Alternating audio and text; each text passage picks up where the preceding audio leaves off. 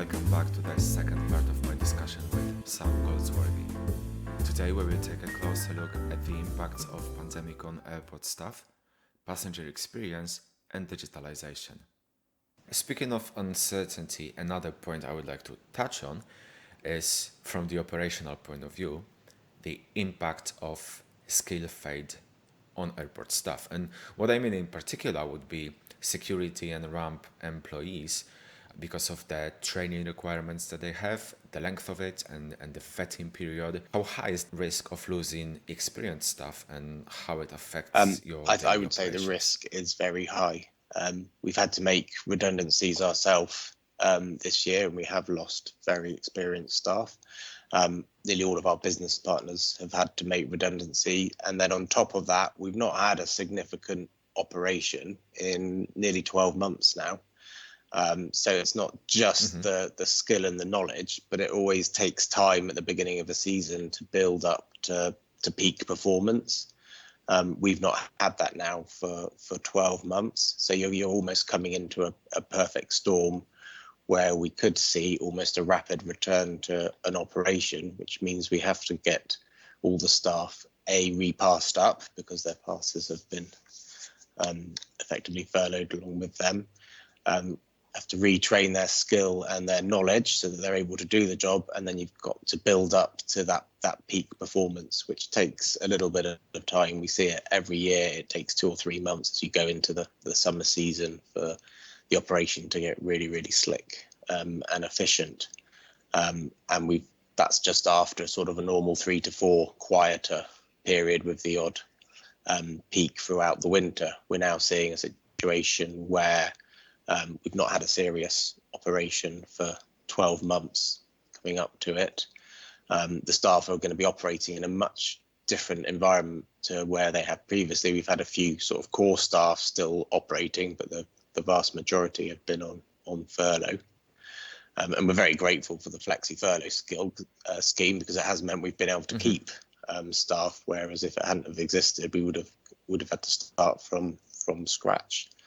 But it is a very different environment they're operating in, with particularly at security, with the close contact of passengers, which can't be avoided at all costs. So they are having to wear PPE.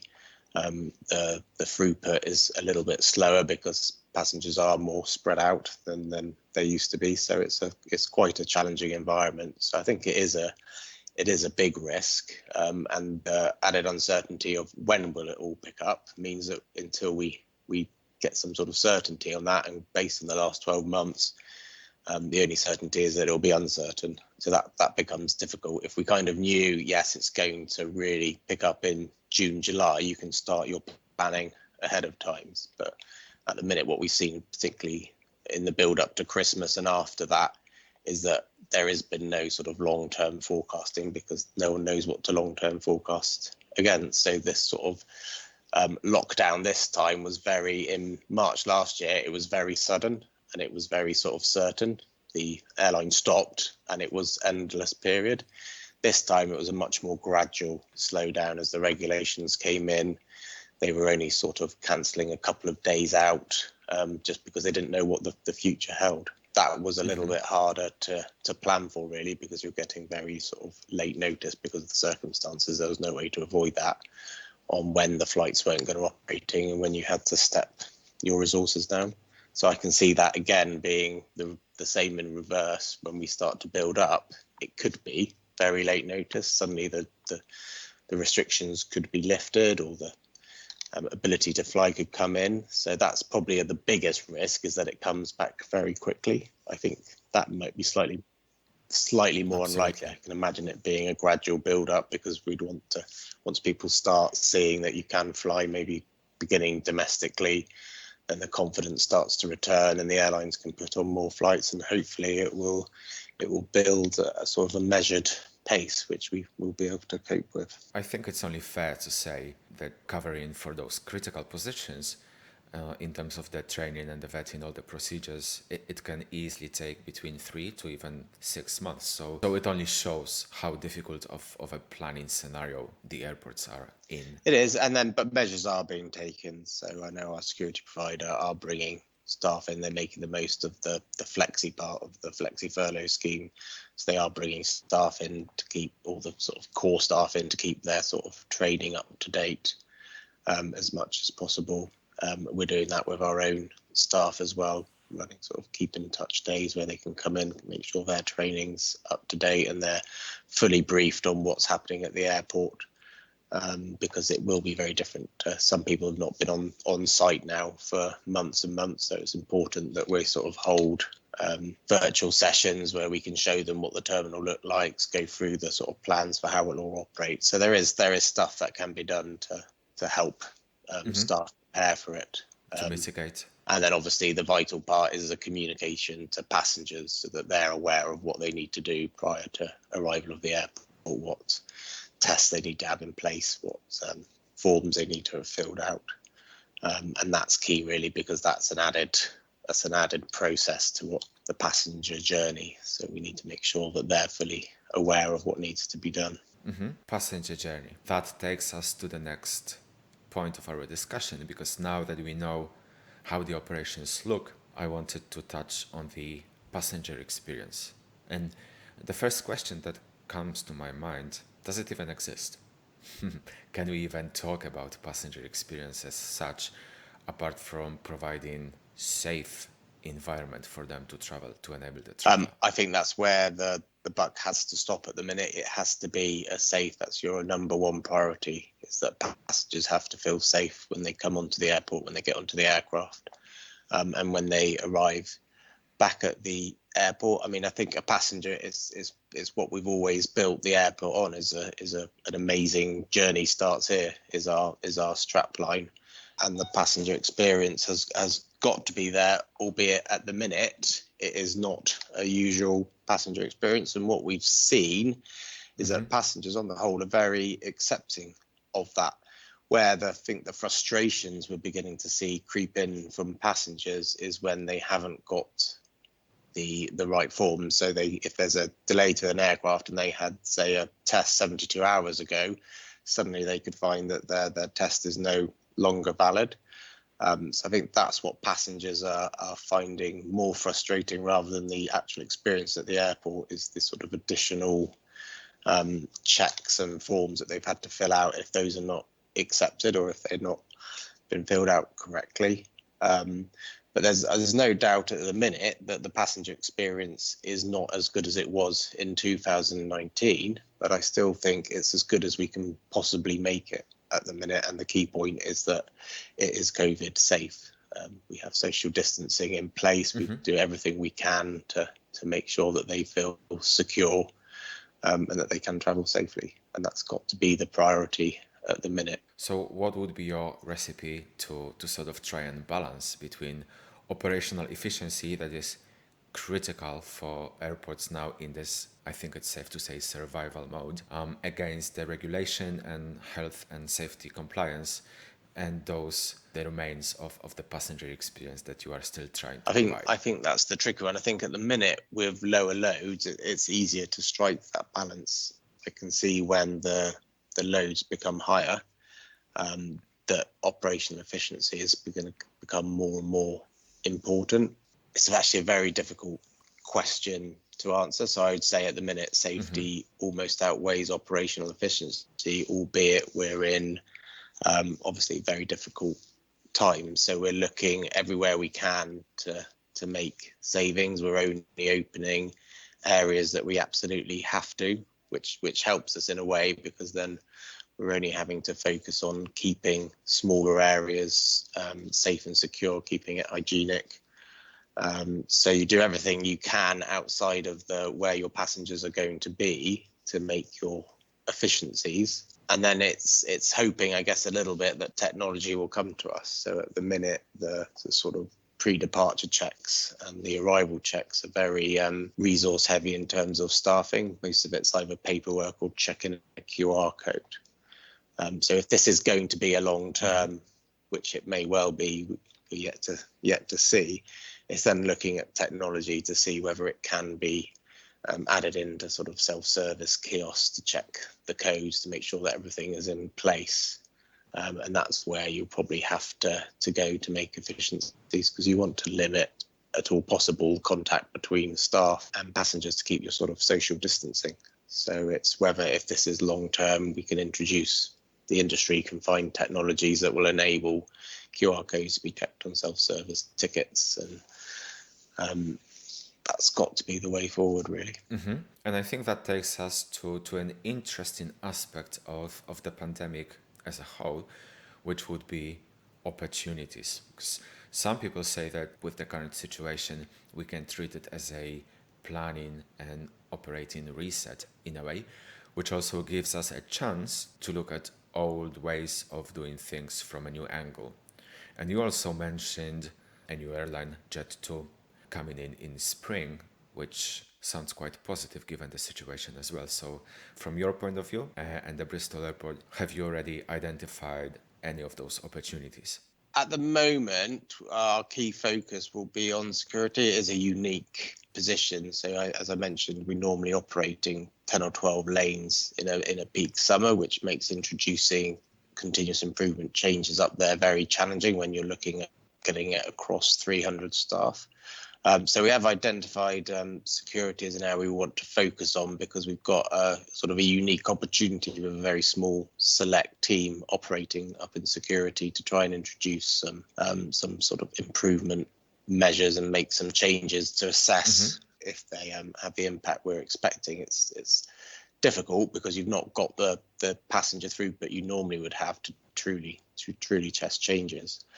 So there's an opportunity there whilst you're operating on one or two lanes with the same sort of staff day in, day out, that you've got an opportunity there to introduce change. So we've got a sort of continuous program where we're going to look at introducing some stuff to hopefully help improve efficiencies up there. Other than that, in terms of opportunities that COVID has presented, I think what it's highlighted is the need for more self-service kiosks, albeit I still maintain that self-service kiosks works very well for passengers who fly frequently, but we've still got quite a large proportion of passengers who will fly once a year on their holiday. It's a big event. They don't fly regularly. They're not used to using the self-service kiosks. So there's always going to be a need, I think, to maintain staff and passenger sort of interaction. I think this is probably more comfortable using self-service kiosks, and hopefully it will be a good trigger to get automatic boarding in line and in place. So hopefully there will be a few positives that will come out of it, but definitely a shift more towards sort of automatic procedures just to reduce staff and passenger interaction. I think it's a very big discussion at the moment in terms of digitalisation and the whole concept of the touchless passenger journey. I think it's a slightly different in a way that, even though obviously we have been talking about the self-service does not necessarily mean touchless in a literal sense. And I think this is just another aspect. But looking backwards and forward, would you also say that the COVID-19, it sort of intensified the customer needs and digital expectations purely because of that regard? Yes, I would say it definitely has intensified customers' needs. I'm not sure. I think it has intensified the needs for digitalizations. I think industry-wise, we're not quite ready for that, but I think there's great work going on out there. We've had trials proposed for biometrics, which will allow completely contactless processing. So that's going to come to the fore. But like you say, there will always be the exceptions where you do have to have the interactions with a member of staff, particularly if there's an exceptional event or flights are cancelled. It can't, for every single passenger, it can't be done fully contactless or self-service. But definitely a move towards that, and it's just how quickly the industry can get all the measures in place. And the particularly challenging at the moment is that I imagine we're no different to any other airport in terms of budgetary restraints. So it's going to be very challenging to to get any large spend project over the line. But if there's a benefit in terms of operational efficiency and passenger experience, then I'm sure there'll still be a case to be made for it. Mm-hmm.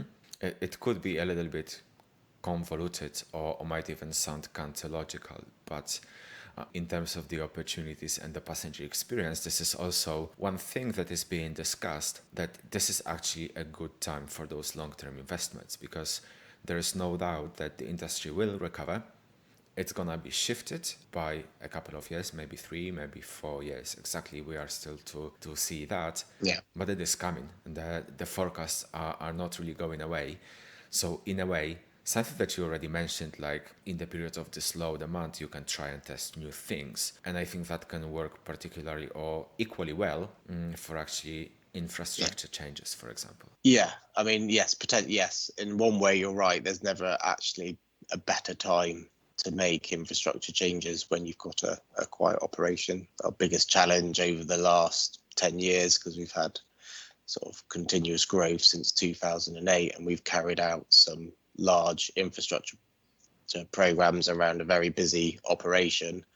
And part of my role has always been to drive these projects and keeping the operation going with as minimal impact to staff and passengers. Mm-hmm. Now is an ideal time to be building in that sense, because we don't have many passengers at all. So some of the infrastructure changes we're having to make to accommodate Jet 2 has been some of the easiest projects we've done in terms of when contractors can get into the areas, because there are no passengers. That being said, the financial climate is incredibly challenging. So and we need to have certainty of when the demand will come back and when we'll need the additional capacity. I think at the minute we haven't got any plans to put in major infrastructures, but there's always little projects going along to sort of help improve areas where we can.